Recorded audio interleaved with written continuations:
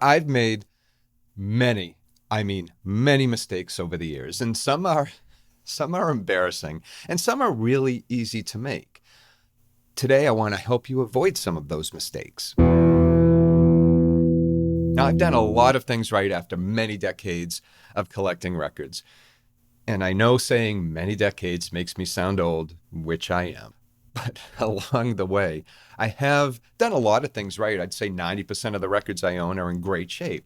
But I have made some cringeworthy mistakes. And I made a list. I made a list of those cringeworthy mistakes, and I want to talk about them today. Hopefully, you'll avoid these mistakes. I've narrowed it down to 7. I'm sure there's many more, but we'll start with 7. I'm going to save the worst for last.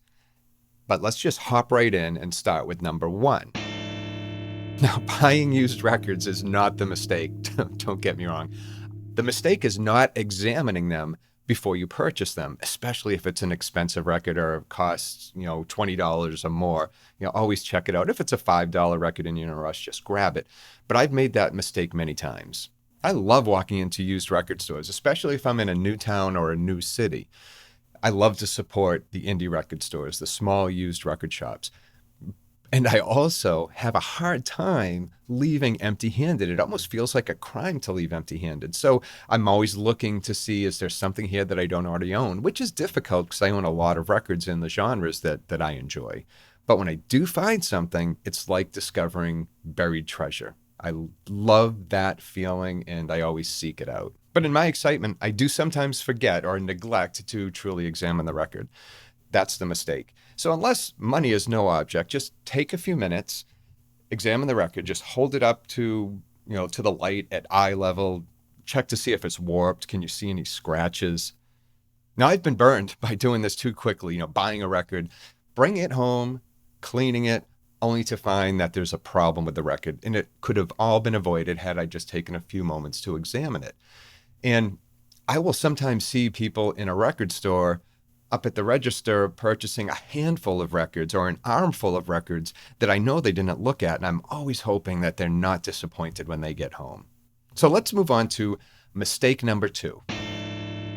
I started collecting records in the late 1970s, and in the 80s, I bought hundreds of records. I'm still amazed that I was able to buy as many records as I did back in the 1980s. I think my part-time job paid $3.35 an hour. So it would probably take me, a couple days work, part-time work, just to buy a record. But regardless, my stylus, I know I never once at that time, during that time period, changed or replaced my stylus. That stylus was never changed, not once. And the same goes for probably some of the other turntables I owned in the 1980s.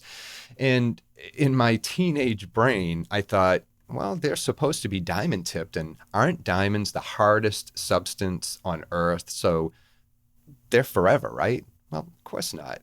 Diamonds, like anything else, wear down, especially because of heat, and dragging a stylus through a groove creates friction, creates heat, and wears the thing down. Now, I change my stylus every year just to be safe. And it's because I listen to a lot of records. So I know how many records I listen to in a given year. So a good rule of thumb is 1,000 hours. 1,000 hours, maybe 1,500 hours to push it, but 1,000 hours is a good rule of thumb. So for me, that's about every year, give or take a month. But I do try to change it every single year. I'm surprised that given all of that and knowing that my records from the 1980s survived as well as they sound today. Now, for most people, that 1,000 hours will be about 3 years. Next up is relationships. And I bet you never thought that you would get relationship advice on a channel about vinyl records. Well, yes, you are about to. You can't have the Pretenders' first album. That's mine. I bought it. You did not! Yeah, that was me. And as a result, when we split up, we had to split up the record collection, and we had a hard time remembering whose was who, especially when there were duplicates. And to be honest, we just wanted to be done with it. It wasn't the most fun thing to do, to end a relationship and split up beloved records. So as a result, kind of rushed through it, and I'm still suffering from it today. I'll realize that I'm missing something that I once had, or I'll realize that I ended up with one of her records.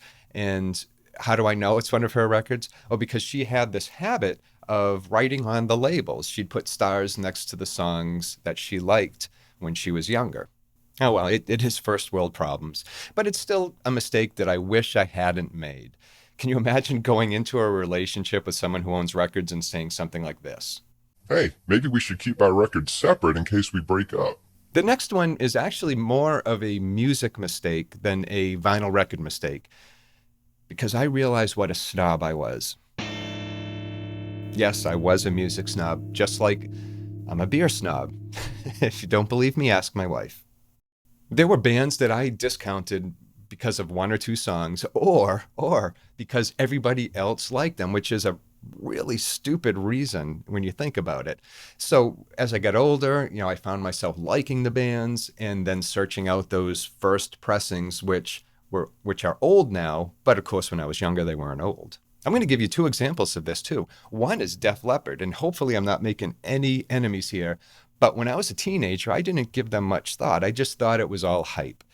Didn't really care for the band. Flash forward 30 years later, and I'm adding them to my collection now. The other band, I know that I'm going to piss some people off on this one, is Metallica. Now, before you click unsubscribe, hear me out. My wife is a big Metallica fan. I never cared for them, but I did buy her a Metallica record the other day. We listened to it the other night, and I enjoyed it. I did. So you can uncheck dislike and check like on this video. All right, we're going to move back into some vinyl record mistakes. Now, this one I struggle with, and we'll use my musical snobbery example of Def Leppard. When I started adding Def Leppard to my collection, I was looking for old first pressings or close to first pressings, like Pyromania. Wanted to add Pyromania to the collection, so I hopped on to Discogs, and I found a few mint sealed copies that were pressed in 1983. Now, the prices were all over the place, depending if it was a club pressing or not, but I did see some of the sealed mint records that were pressed in 1983 for about $65, which isn't bad for a sealed record. But instead I opted for a near mint copy that was opened. So why did I buy a near mint copy that was only a few bucks less than a mint sealed copy? Well, because I've been burned before. I have purchased 40-year-old records and some that are older that were mint and sealed, only to open it up and find out that there was a problem with the record. I would rather have a trusted seller, someone who I've dealt with before, listed as a near mint copy because they've looked at it. They've actually put eyes on it. And that, to me, is worth more than playing roulette with a sealed copy that nobody has seen for 40 years. You don't know how it's been stored. You don't know how many people have owned that sealed copy and what conditions it was stored under. At least you know if someone says it's near mint and you trust the seller that you're going to get a really good copy of a record at a really good price. Now, who knew that Def Leppard were going to be mentioned twice in an episode to illustrate a point? I'd love to go back to my 16-year-old self and tell him to stop being a jerk. Rock of Ages is a damn good song. All right, let's move on to the next mistake, and this one has to do with gear reviews. Now, don't get me wrong, reading and watching reviews about different people's experiences with gear is all part of the experience. It's part of the buying experience. I guess I just want to say, don't always take a reviewer's opinion as gospel. And the reason I do reviews right here. I love reviewing gear and talking about it and recommending it or pointing things out that I like and maybe sometimes things I dislike.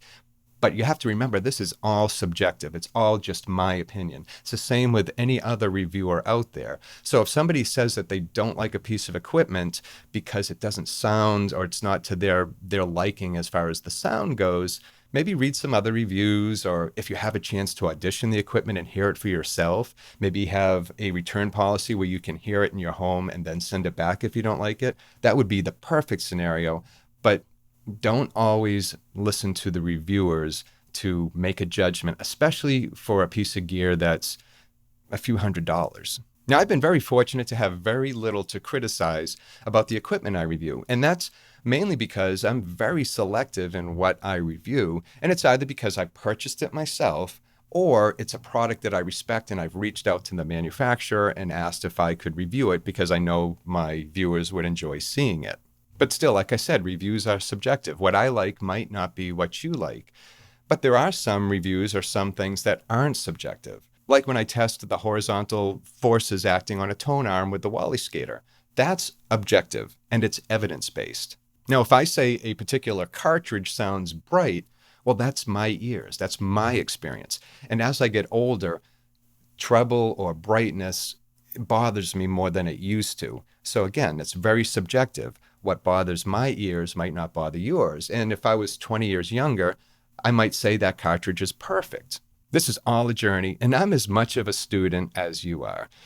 It's what makes this whole thing exciting. Now, I did say that there was one mistake that I find cringeworthy that I was going to save till last. It's this one. Yeah, I did that. I actually would tape a coin to the head shell if it would skip. I would look for the nearest coin, tape it to that head shell, and I would bet that that tone arm also had a way to adjust vertical tracking force. But at the time, I had no idea how it was used or what it was there for. So I would do that and, of course, not change the stylus. How great is that? So there you have it. To avoid some other mistakes, check this video out. Don't forget to like and forget what I said about Metallica. I did enjoy the record. Anyway, thank you for being here. And until next time, take care of yourself and enjoy your records.